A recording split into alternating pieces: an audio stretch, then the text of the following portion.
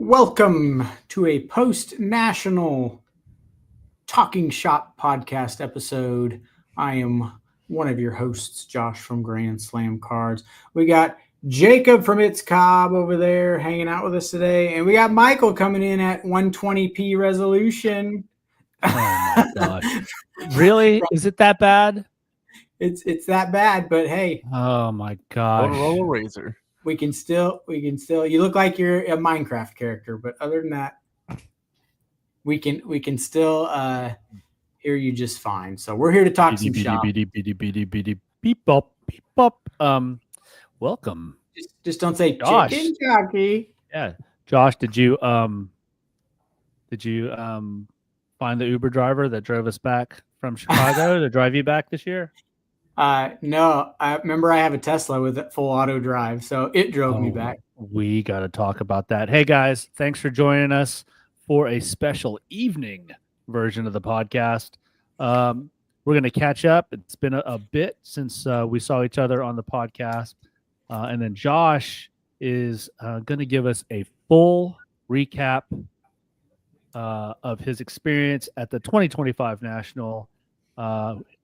He's going to tell us what surprised him, some highlights, some lowlights, who he saw there. We're going to break a little bit of news. I don't know if it's breaking news, but we're going to talk about future versions of the National. And then, bonus, he actually brought some product back to break open live. So stick around for that. But first, let's catch up a little bit. So Josh, you were in Chicago basically all last week. I had a golf trip in West Jefferson, North Carolina. Do you know what West Jefferson, North Carolina is known for? I do not. Golfing? Yeah, there's some good golf there. But West Jefferson, North Carolina, I think, I don't know, 49 out of the last 50 years, the Christmas tree in the White House has come from West Jefferson, North Carolina. Interesting. Boom.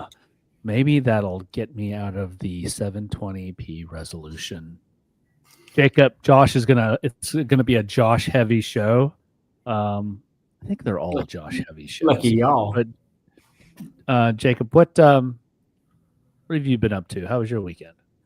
It was pretty good. SummerSlam was on this past weekend, so that's what I was doing Saturday and Sunday.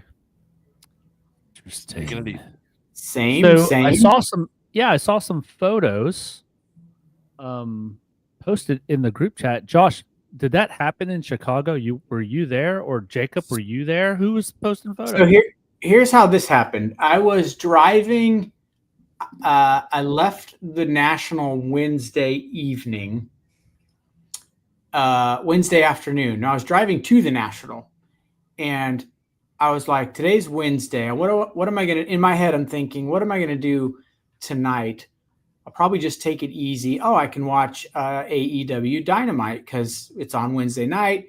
MJF is my hero. And so I'll be able to watch some MJF. And then I remember thinking, oh, wait, they're still at the Aragon Ballroom in Chicago because they've been doing their shows there for like a week straight or something. And I was like, wait a second, I'm in Chicago.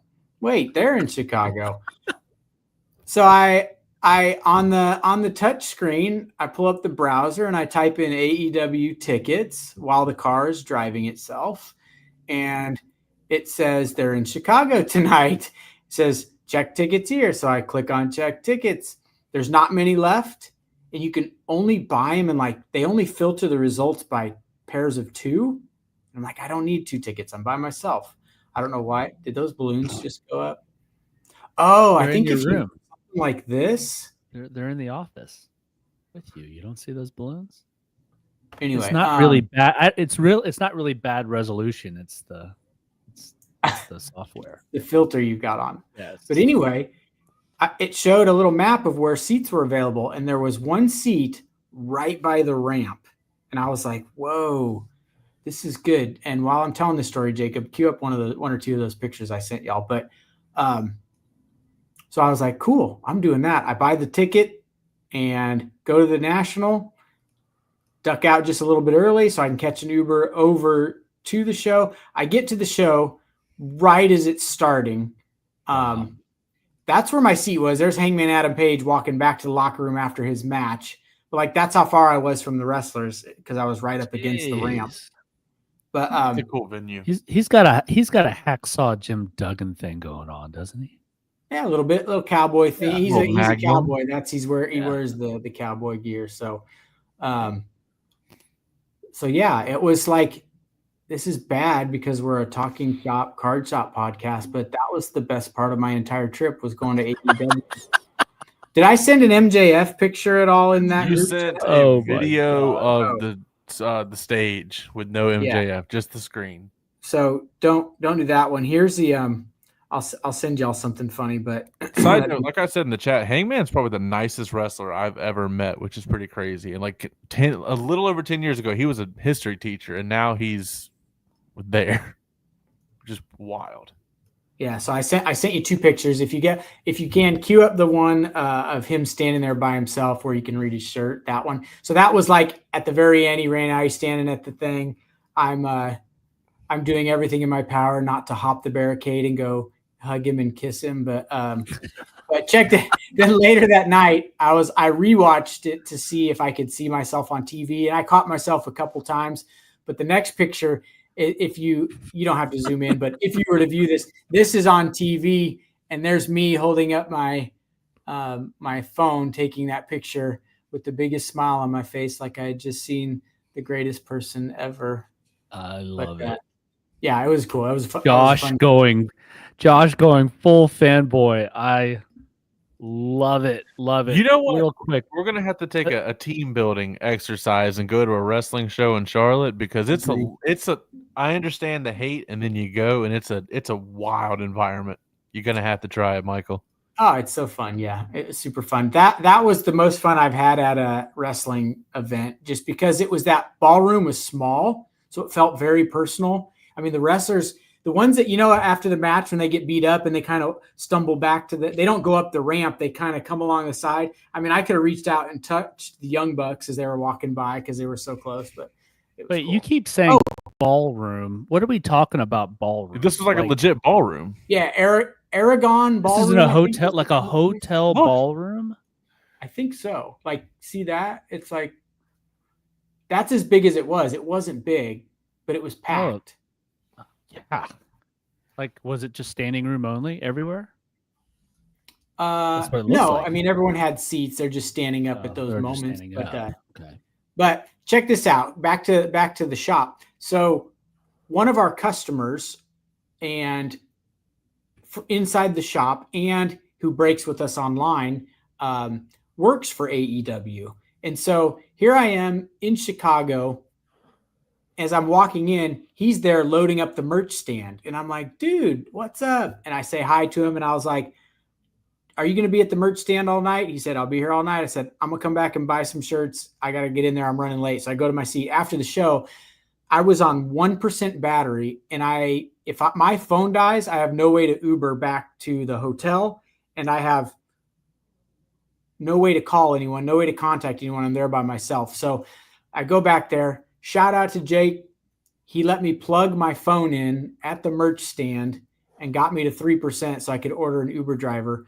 But is that not a small world? One of my customers is literally there at the AEW event and lets me charge my phone. Super cool. That is cool. I also went to a card show up there. Welcome to the Wrestling Talk podcast. So before we get into national stuff, you did say in the pregame you wanted to talk about some new stuff that is on the shelves of the shop. We're going to do that. Then Jacob run the promo, and then we'll get to all things national after that. So new in the shop. All right. So new this week on Wednesday. Today is Monday, a day after tomorrow. 2024 National Treasures football will be hitting the shelves. Get your American Express cards out for that one. Topps Archive Series Active Player Edition hits the shelves Wednesday. You know how we talked about Topps Chrome mega boxes? Yes. Those release later than regular Topps Chrome. Those launch on Wednesday. Mega boxes will be on the shop. Everybody's boring but old faithful product, the 2025 Topps Complete Factory Sets. Hey, we can see Michael in all his glory now. Factory sets for 2025 Topps come out Wednesday as well. And then on Friday, let's see, Panini Boys of Summer Baseball. Ooh, Topps UFC Midnight, and I didn't get any of that. This is the first I'm seeing of that. So forgive me, our UFC fans. In my defense, Topps did not offer it to me. So yeah, that's what is hitting the shelves this week. Some good ones. Today, FYI, fill-ins, Luminance Football, which launched a week or so ago. We sold out, got more back on the shelf today. Score Football, the first 2025 product of the year, sold out really fast, more back on the shelf today. And Select H2 hobby boxes for football for the first time this season on the shelf today, along with some of the product that I picked up from the National from Wildcard that we will talk about shortly. So those are your new releases. Come down and help support the shop. And don't forget, we've got a big turd in the toilet that won't flush. Don't sleep on this break. It's only $20 a spot. There's 5 autographs in this box. It's the only way you can get those 4 rookie QB autos. Plus, we're throwing in 5 more blasters, which you can also get autos from. You get your own team for $19.99. You can't even buy a blaster that cheap. Come on, guys. That's like 2 hanger packs. Let's fill this baby up. Let's break it. A few of you are going to do really well. 5 people, right? 5 autos. You only paid $20. You're going to get 5 people are going to get autos. Someone will do really well. So that's a recap of the products on the shelf, the products on the way, and the products we are lining up to break. Did you want to talk about the stuff you picked up at the National for the shop? Yes, throw a picture up there. Do the haunted hits if you would first, if you have the ability to cue that up. This is a national exclusive product that Wildcard made. It's called Haunted Hits Monster Edition. And on the bottom, you'll see, it's hard to see, but you'll see it says 2025 national exclusive. Matt Roper, what is up? Thanks for popping in. Anyway, these are really cool. So in each one of those boxes, you get 6 of these already magged up jumbo cards. A very cool design. We're going to open this one shortly, so stay tuned if you want to see what the card looks like. Every card is a 1 of 1. The card design is awesome. If you think the pack looks cool, just wait till you see the cards. It looks even better. So that's one product. Now here's the downside. I got it in today, put it on the shelf. It's already sold out. So I apologize if I just got you all hyped up to come buy it. You can't now, but might be able to find them online if you really love them. And stay tuned. We're going to open one of those packs. The next product, which I got 2 cases of. The other one, the Haunted Hits one, is multi-sport. Go to Instagram if you want to see some of the hits out of one of the boxes that a customer opened.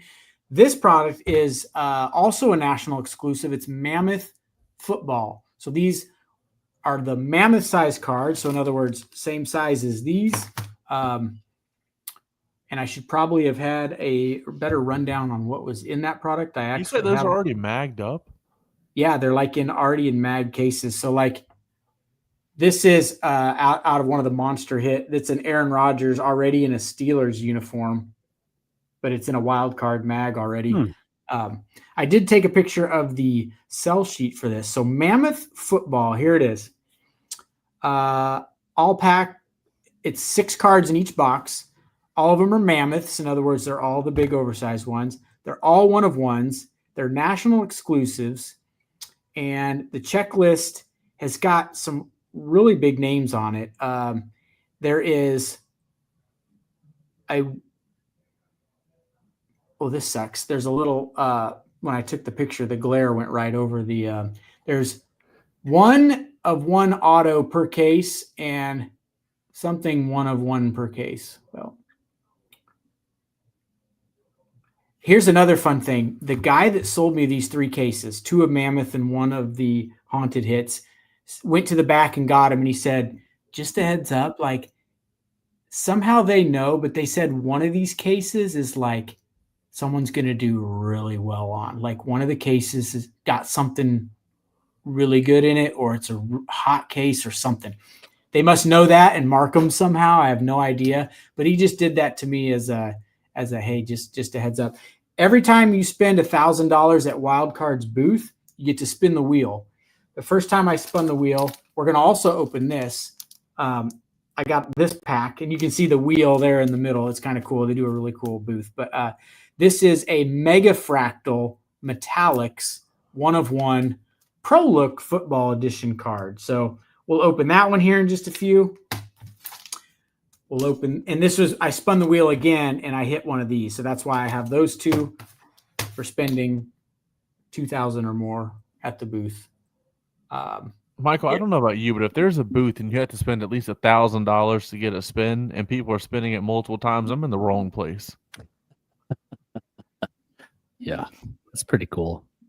Pretty cool. We'll talk more about that. Run the promo and we'll be right back, guys. Are you looking to get your cards graded? Well, here at Grand Slam, we've simplified the process of submitting and getting a card graded. All you have to do is drop off your cards and kick your feet up, while our transparent tracking ensures that you are up to date with every detail along the way. When you log into our website, you'll immediately be greeted with each card in the grading process, along with where it's at in the process and its final grade. And with over 1,000 submissions and some of the top cards across the country being submitted through us, we have become a well-trusted source to handle and submit your cards. So you can do more collecting and leave the chore of grading to us. So don't sit on grading your cards. Get them submitted today at Grand Slam, where grading's made easy.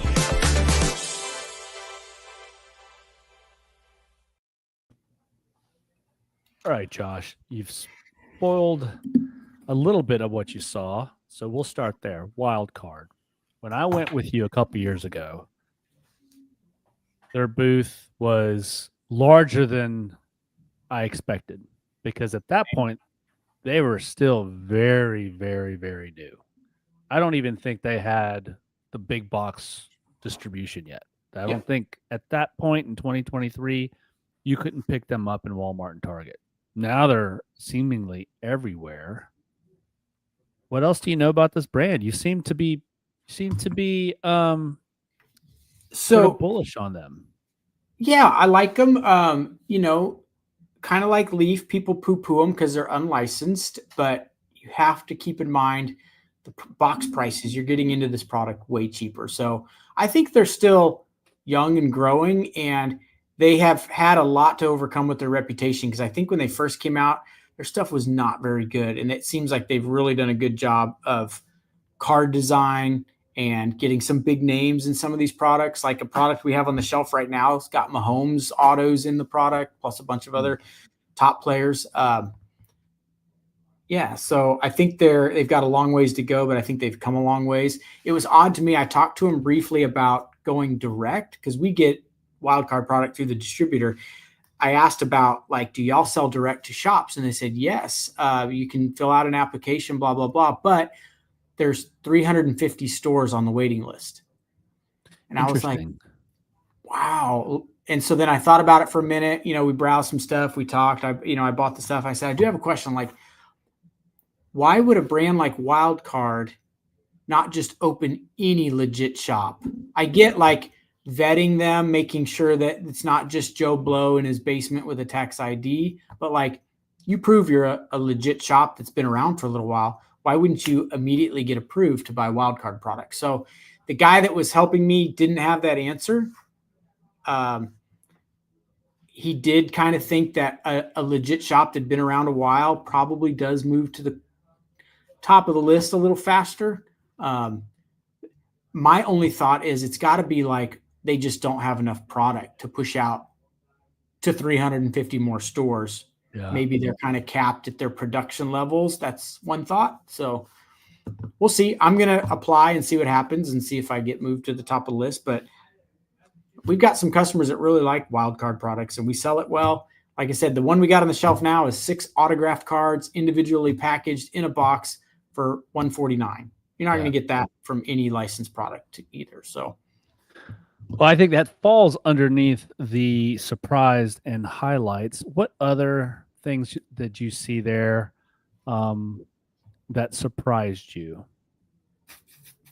So I have a funny story. The first day, and I don't know if you and I experienced this, you buy your VIP ticket online so you can skip the long line. The first day you have to wait in line to get to the counter to get your lanyard. And it's a pretty long line, but this line on Wednesday, when I showed up at 4, when it opened, was out the lobby, up the stairs, down the hallway, through the breezeway, go down another hallway as far as the eye could see. And this was the VIP line. And and there's no air conditioning in this hallway. So we're standing there. I'm talking with a young kid that's behind me with his parents. And everyone's kind of like, even myself, like, this can't be the right line. Like, is this the VIP line? This is the VIP. If you're waiting in line for VIP, you're in the right line. General admissions downstairs. Blah. So we're all just dumbfounded how long this line is. Well, I hear about 20 people back, some guy loudly complaining. Man, I had no idea. I thought I would be able to. I'd pay $1,000 right now if I could get in the show right now. $1,000, I'd pay it. And so I was like, ooh.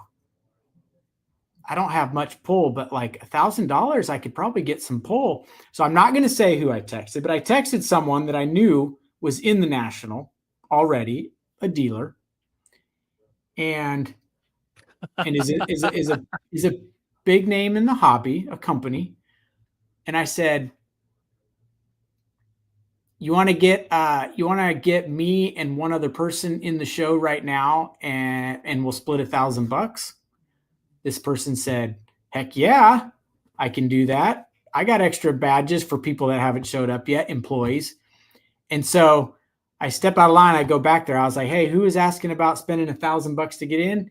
The guy's like, me. And I was like, you want to get in? You got $1,000? He's like, probably not. And I was like, dude, you were just back here talking big, throwing around $1,000. I know. I just didn't realize how much it cost to get the all access. Yeah. So I said, all right, well, if you change your mind, let me know. So I turn around to walk back and he goes, 500. And so I text my contact and I was like, all right, now the offer's 500. You want to split 500?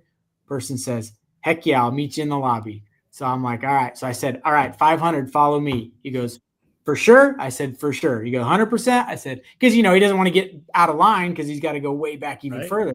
So I said 100%. So me and him had a nice chat.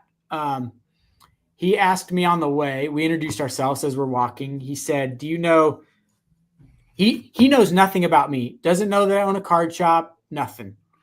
Just out of the blue, he said, do you know Nate in Tennessee that has a card shop? And I said, yeah, Grand Slam. I know Nate. I'm the one that bought the 1-of-1 Superfractor Pat Tillman from him that made the rounds online. I was like, really? I said, yeah, I've been in that shop. I know him. I said, I actually own a shop and the name is Grand Slam. So I've joked with them about that before. And he says, dude, that's crazy. So yeah, that was the guy that bought the 1-of-1 Pat Tillman Superfractor that sold for crazy money, if I remember right. But yeah, so we meet my contact in the lobby, throw some badges on, we get in the show, give the badges back.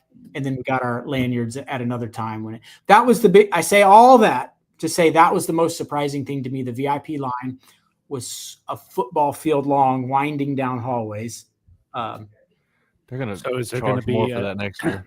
Yeah, is there going to be an extra VIP, like a VIIP? I don't know how they're going to handle it. It's you Very remember rich, important person.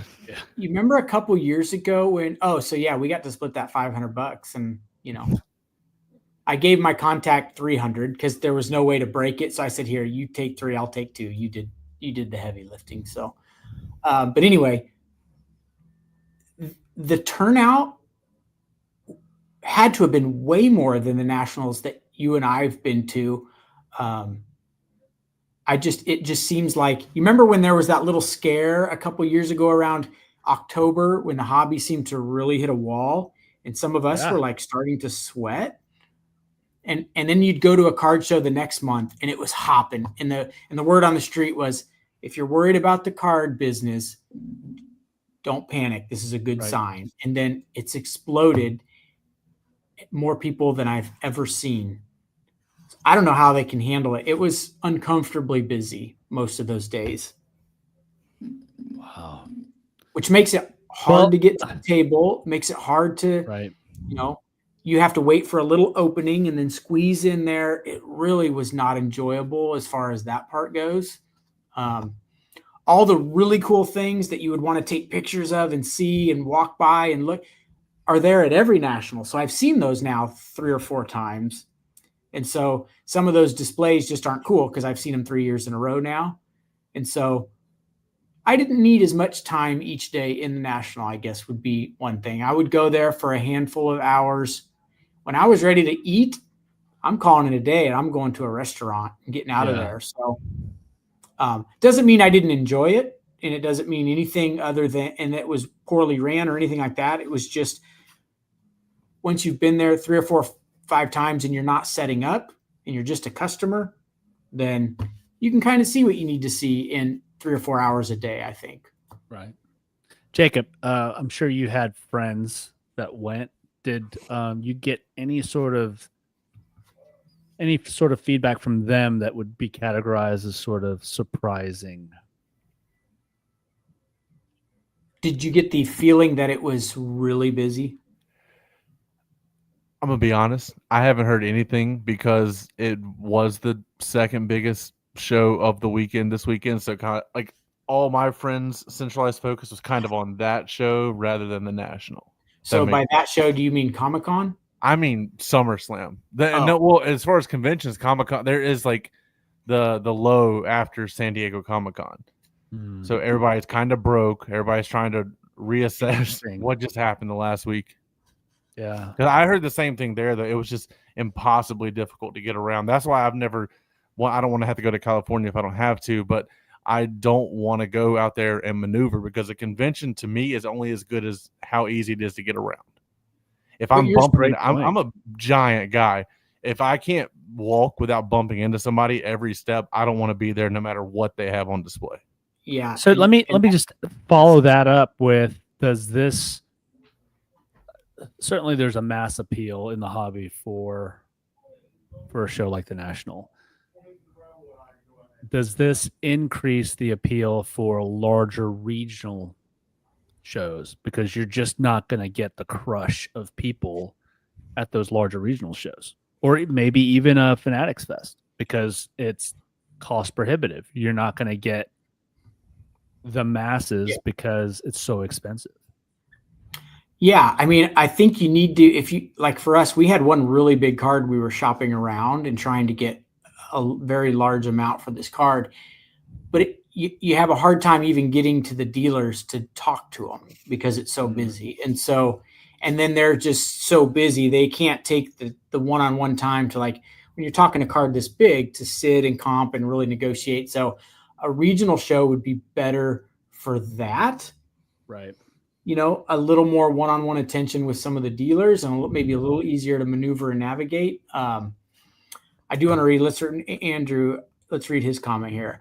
I don't know why they let people bring in these collapsible canvas stroller wagon things. Agreed. Losers put their slab cases and backpacks on them, leaves no room to get the tables moved. Yeah, so there was a lot of that. Here's my other pet peeve. And this is like, let's bash the National show. It's really not that, because it's still an awesome show. And I don't think Fanatics Fest or anything else is going to be able to touch this show anytime soon. But not only were there so many people, it's hard to get to the tables, these guys would put their big slab cases up on and open them up and then lay out stuff. And you couldn't even see, even if you could get up there, you couldn't see anything. And they're dealing with the dealers. So the dealers aren't saying like, dude, get that off the case. They're working a deal. And so they can't say that. Just really, really hard. And the solution to that is, buy a VIP ticket so you can go from 4 to 8 on Wednesday and you can get in an hour early. not when there's 200,000 VIP members. It's still the same thing. Yeah. So maybe a super VIP $500 ticket. And I know it's not a joke because I know, because you set the market already, Josh, at 500. So yeah, I mean, yeah. Do you think There you this go, that's has true. the same issue that like Disney World faces, where they had to keep going up on prices to try and not the price people out? Do you think they have to either upcharge the tickets and have a capacity or keep it like it is? Because what you're describing sounds miserable. Yeah. And I know it wasn't, but that's just to every person. That's what it sounds like. Yeah. Yeah. George said it looked to be bigger than last year's show. Unbelievable. Yeah. Some of the guys from back home that messaged me were like, man, it looks like it was really busy. And it was. Before this national, remember I'd always say going to the nationals like going to the busiest airport you've ever been in. And then it's even busier than that. Like, and you have less room to move around. That's what it's like. And this year was even worse. So yeah, it's not like, Jacob, it's not like every area you were a sardine at. It was really hard to find open tables, and you'd find, oh, cool, an open table. And you go up there and it was like old vintage cards of non-big names. It was the guys no one was interested in. The masses weren't interested in. So yeah, there's so much fun stuff to do. And if you're into breaking, which I'm not as a customer, and there's the whole Breakers Pavilion, that to me is just a cringe fest. And I just don't like the way breakers have hurt the hobby. And so I didn't even go in that section of the entire national. But the other funny thing is you're not going to go there and be able to buy sealed product like myself and bring it back and be able to sell it for market price and, you know, kind of treat it as another distributor. I'm going to go there and I'm going to buy a few cases of good products at a good price because it's the national, and then bring it back and be able to sell it at normal price. Everything there is priced higher than I sell it in the shop for. So I can't buy it and come back and resell it. So, you know, Pokemon included, you know, sometimes when we do these new Pokemon releases, we get bad comments on social media because of the pricing. We're under the national for all these new ETBs for the newest set, 110, 115 and ETB. We got chewed up and spit out because we were $99. And so do you think that the showroom floor should not allow, I don't think customers is like people going in there, not besides vendors, do you think like the average person should not be walking around with a slab case for the sake of space and courtesy? Because like you said, it's hard to even shop what's at these booths because you can't see because some guy has taken up the whole table trying to make it about him with the vendor. Yeah, I don't think it's solvable. So like Andrew says here, what vendors at Pokemon Regionals have is a designated buying area of the booth and the table. That's what is needed here. If you're selling, get in line and deal with the designated buyer at the table. So I like that. Here's the only problem. Each booth has to have people to handle customers and answer questions. And then each booth would have to have a designated buyer. And so you might be a small shop and not have a designated buyer or the space to do that. So that's problem number one. There are many places you can get in line and sell your cards to. Big buying stations, of course, and there's a long line of people doing that. But these are people that want to wheel and deal with the cards in the showcase. And, you know, you just can't do that in a designated area because these guys can't leave their booth. Or if their booth has a designated area, then it takes up some of their booth space where they can't display more cards. So in theory, it's an awesome idea. And some booths probably do it, and it probably works out well if you can. But it's just it's a problem that doesn't look to be very solvable. The only thing, again, if you ban the big Zion cases, then that's bad, and everyone's just going to do what I did, carry a backpack, and then the backpack comes off and goes on the table. So you have to have, you can't walk around a national without a backpack or a box or something of some kind, because you're going to buy things and you need a place to put that. You're looking at selling things, you need a place to carry those. So I think what you said, what they did at Disney, up the price some people out. that sounds bad. PSA did it. Remember when they were getting so many cards, they upped the price and it slowed the pace down. It's the only real solution in instances like that. Or you do an 8 o'clock to 10 o'clock super VIP $500. I mean, you can't cap it, the attendance, because so many people come and go. Like, some people are there Wednesday, Thursday, Friday, and they're gone. Some people show up Saturday and Sunday, or Friday, Saturday, and Sunday. Some people want to go Wednesday and Thursday and then go sightseeing Friday and come back Saturday and Sunday. And so you got to be able to, it's just a never ending stream of people buying tickets.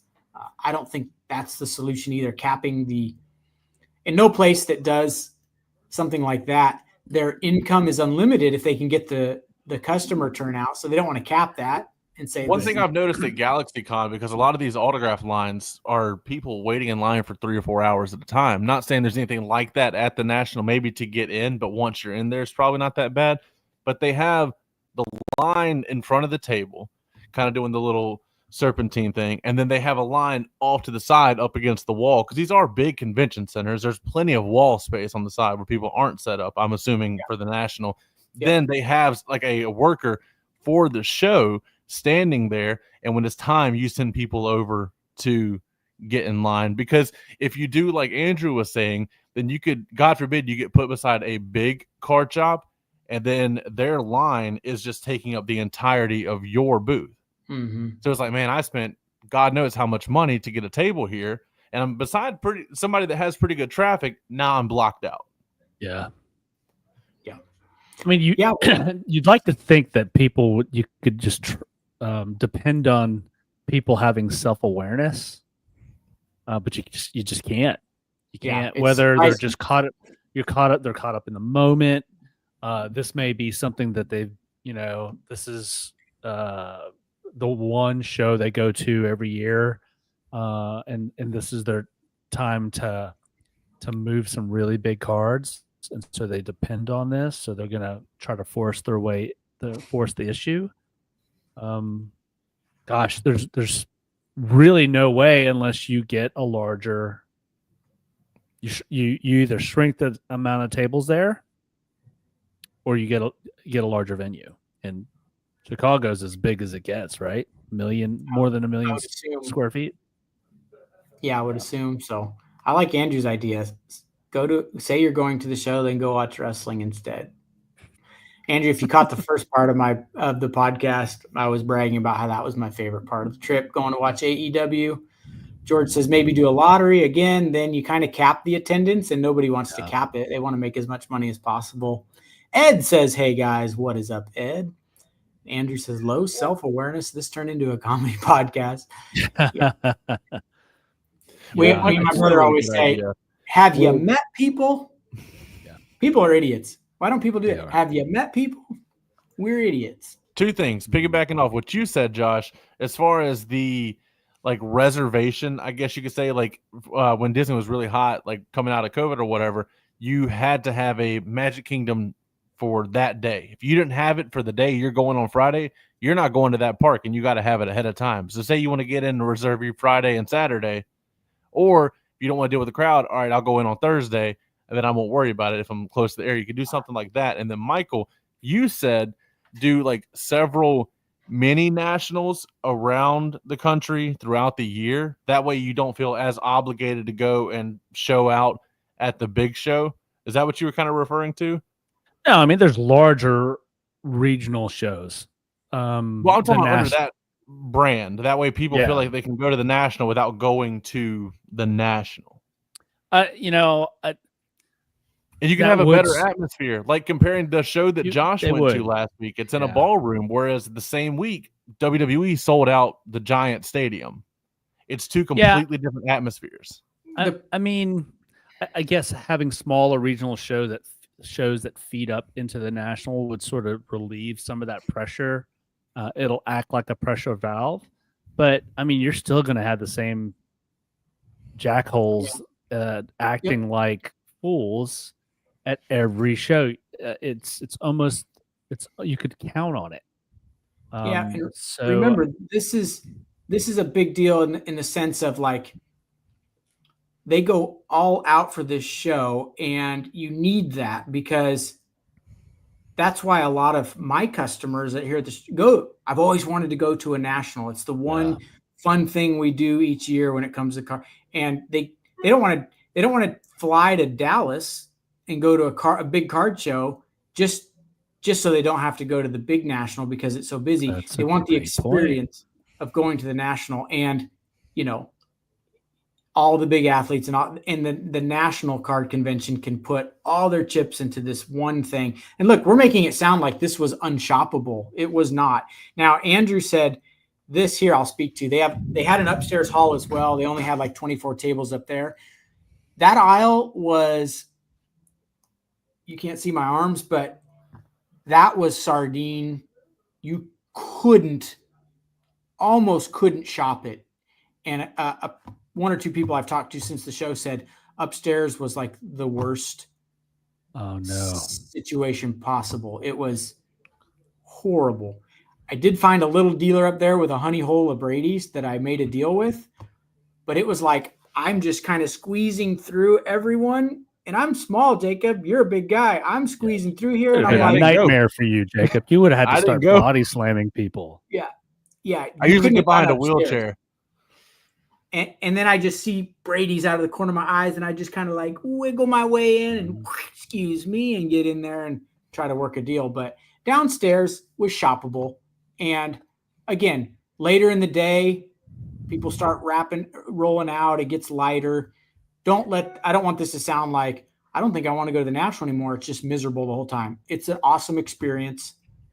There's plenty of open spaces to sit and gather your thoughts or sit down and work a deal with someone. Let's see what Angie said here. There was empty space across the way as well. If you're in line for tickets, it's to the right. Yeah, I noticed that too. A lot of people were saying that it was not well done upstairs, but yeah. But we say all that to say, saw some really cool stuff. Again, tons of cards. You know, the old adage, if it's not at the national, it doesn't exist type of a deal. I picked up probably between lower and higher end Brady's, probably like 25 more Brady's to go into the collection. So that was cool. Trying to think any other. Here it says, Andrew says, also, if you go for 3 to 5 days, you can do it fine. That's true. Yeah. And you just, you know, it's going to take you a little slower each day, but you can make a day out of it. And it's definitely fun. Michael, we got to plan another one. Absolutely. Take a little group up there. Absolutely. Did you see anybody at the national? I know that there were things on the socials where some big celebrities and athletes, but did you get in contact with any of those folks?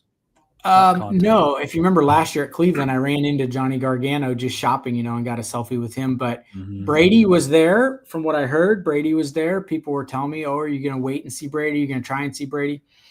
No desire to fight a crowd, to meet a person that's not going to remember me or couldn't care less to meet me. It's just not how it is. I only cared about seeing MJF in person, and I got to see MJF in person at the AEW show. That's the only person that I had any interest in seeing in person. And Jacob will get this. I don't even want to meet MJF in person because he has to stay in character. And his character, yeah, that was rough. Absolute jerk. Stuff. Yeah. And so he would autograph it and then launch it into a sea of people. Yeah, like he's just a jerk. I was like, that's mine. That's mine. Yeah, that's his character. So, like, as awesome as it would be, I don't want to meet someone that's character is to treat me like trash. I get it, and that's why I like him. But that's the only reason I wouldn't want to meet MJF. But I got to see him and got to be within 15 feet of him, so that worked for me. Andrew, what'd you say here? Didn't even want to meet me. I cried the entire drive home. Oh yeah, see, I didn't even want to meet Andrew. So here's what people have to understand too about me. My life is very busy. I'm married. I have 5 kids. I run the shop.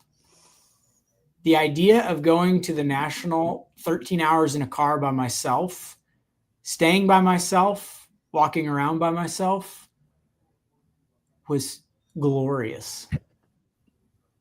So I don't want anyone to think that I didn't want them to go with has any or see them doesn't have anything to do with them. Josh time is so rare that I just cherish it, and it was nice. He went third person on us. At my time, Josh time. Andrew says he's just joking. It just didn't line up this year. Yeah, for sure. Like, Sleeve It says, don't meet your idols is what I always hear. Yeah, for sure. Like, I met one of my idols, and he was really cool, and it was a good experience. I don't have many idols. Brady is not an idol. He is my favorite quarterback of all time, and the person I like to buy his cards because one day I'm going to sell them all and hopefully buy a house or something. But Buy a spaceship. Yes. Yes, buy that new All Tesla country. spaceship and fly to Mars. But it's cool. Well- Jacob. Just get a picture. Yeah. Well, we've got some product to break, but before that, they did announce some future spots for the National. We haven't narrowed down the years of this, but I did see that they're going to land in Detroit for a future site of the Yep. National, which 2028 I is think- right.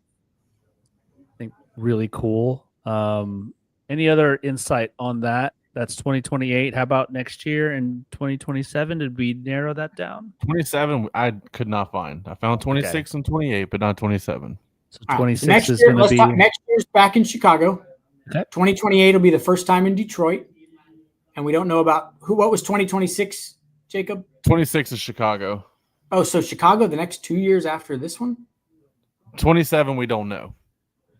Oh, 25 Chicago, 26 Chicago. And that'll be the first show in Detroit since 1981. wow. It's a long time. That'll be cool. Andrew says it's Chicago for 27 as well. Well, there you go. So before we open some of this product, do you have anything else, Michael? Because I was going to do. Well, like I just didn't know. They keep going back to Chicago. Obviously, it's a good enough fit. They're never going back to Atlantic City. I just don't see that ever happening again. That was one of my favorite, probably because it was my first You're a one. But degenerate. That's why. Oh. But and we've talked about the challenges, which you're gonna find these challenges everywhere. I mean, you're not gonna have unlimited space, and you're always gonna have to deal with jerks. You can't mitigate any of that. and it's kind of centrally located in the country. That's probably another huge reason why. It is. They I'd don't like. put it on the coasts. Yeah, I'd like to see them come east. There's got to be a spot on the East Coast, even if it were. I mean, they did go to Cleveland. Take it But- to Florida. Someone told me, I can't remember who was telling me this at the show or recently, a dealer or something, but Atlanta there is a spot there that could handle it size wise. The convention just- center there. It's on the East Coast, and the people on the Yeah. West Coast, that's just really tough. So I think they're trying to be Midwest Centralized. on purpose. I'd like to see it. I bet there's a spot in Nashville that's literally in the middle of the country. I'd like to see it come there. It's just the further south you get. Well, even if it in is Lake far July, away, as it's long as just it's like a miserable. big airport that's easy to get to. You don't want to have Right, to like but I mean, summertime in going all the way. Chicago's. I mean, what was the temperature like in Chicago? Was it hot? It was nice. It was in the 70s. It had some rain. It was cooler, but Yeah, it was perfect, right? So I think they try to keep it centralized, but also northern, so that people, if there are lines outside, they're not getting absolutely blasted. well, there you go. So Atlanta, Andrew says Atlanta was one of the potential destinations for 2028, and Detroit won. So maybe Atlanta on the horizon at some point. Interesting. I do want All right. to let me before. Oh, so let's talk about this stat really quick. A little out of place, but we never got to talk about the game Nick Kurtz had. It was the night before our show at the church gym.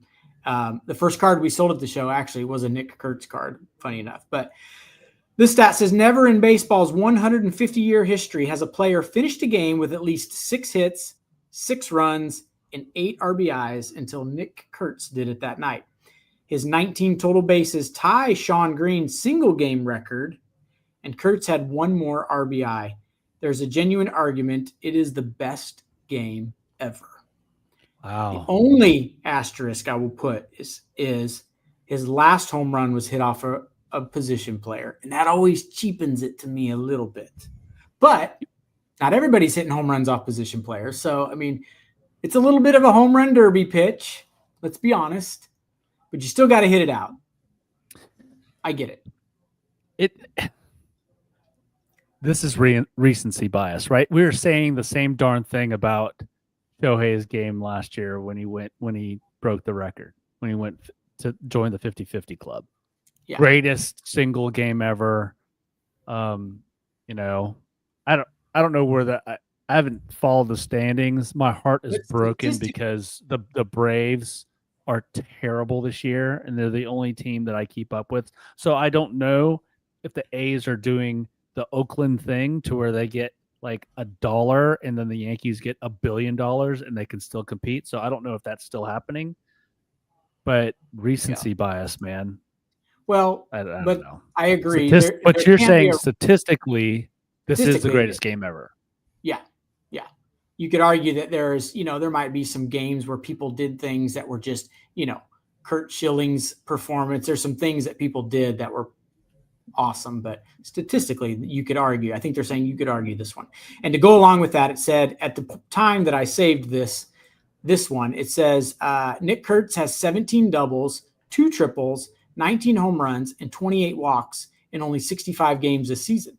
No other player to debut since 1901 has reached those marks through 65 career MLB games. So Nick Kurtz, keep your eye out for him.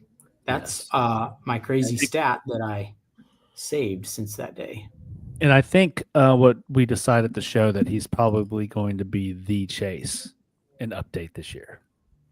Correct. I also want to, since we don't do hits from the shop really anymore very regularly, this got hit from the shop, so we'll show it off. You remember the Japanese artist that we talked about? Number 3. Oh, wow. The out of 3s. That got hit in the shop. Cool. The problem that what got the customer, look at this. A white dude with a mustache for the Pirates. If you saw just that, you'd have a mini heart attack. Like, did I just get a Skeens? Instead, it was Nick Gonzalez. No offense, Nick. But I thought, regardless, I think all of those are going to be valuable just because of the story behind them. So did you see it in hand? I bet those look great. Yeah. Yeah. That's awesome. Agreed. So I have just a few more minutes before we have to call an end to this podcast. We'll probably talk more about the National next podcast when we go smidge longer, and I'm sure we'll have read things online and we'll have more to talk about. I'm not going to open this product online. Maybe we'll do this next podcast. But put me on a big screen real quick here. I want to show this. This is, if you've heard of the brand Onnit, this is a company that's doing team specific products. So you've got LSU only, and this insert is one of their new inserts called City Limits, which they openly took the idea from downtowns. They have several inserts in their products that are inspired from Panini's case hits. And the reason they did that, I think, is because one of the designers at Onnit used to work for Panini. And so familiar with that. But these are team specific products. We will probably start to carry a little bit of it in the near future. They've even got packs for our Clemson fans. How about this? I've got an idea. No one say anything. The first Clemson fan that comes in and asks for this pack because they saw it on the podcast, I will give this pack to them. 14 cards, autographs in 10% of the packs. So Clemson fan that only has watched the podcast, come in and tell me. I will give you that pack. I'll probably ask you a question about the podcast or two to make sure you watched it. But maybe next podcast we'll open these. But for this podcast, we're going to open these. These are the the Haunted Hit Mammoth National Exclusive 1-of-1 card, multi-sport, and the Mega Fractal Football Pro Look Edition 1-of-1. We're going to open those both right now, and then I have to bounce. I'm going to switch camera views really quickly. Right after these packs, I do have to run. But here, can we see? There you go. Let me make some room. Let's open the 1-of-1 Fractal first. This is Wild Card Metallics. Let's see if I can give us a better view here. This card will be in the showcase for sale very soon if you like it and want to buy it. If you are the Colston Loveland fan that I know is out there somewhere, Colston Loveland. I don't even think Colston Loveland's parents want this card, but anyway, I'm just kidding. He's a rookie for the Bears. The Bears. Not a horrendous auto compared to what we see normally. Yeah, that is a nice little auto. And now we're going to open the Haunted Hit Mammoth card. If you want to see more of these cards, the 6 that were in a box, actually I only took pictures of 5. The 6th one wasn't very good. But the 5 cards I posted on Instagram that came out of one of the boxes. So go over there, you can see the hits. One of them was a Paul Skeens. Hey, it is Trayvon Henderson That's of the Patriots. super cool. That's But, a good looking card.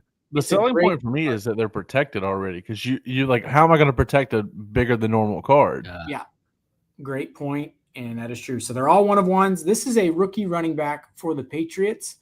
I will say I'm a little disappointed because one of the cards I took a picture of and put on Instagram this morning from a customer's box was Trayvon Henderson. And I know you're saying, but these are 1-of-1s. How could it also be? I think there's different monster designs and stuff that are all different. So It's like the mythical thing that Leaf does.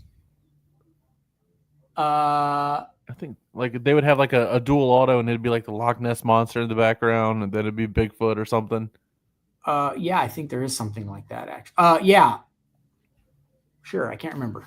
My brain's scrambled, but these cards do look pretty awesome, you got to admit.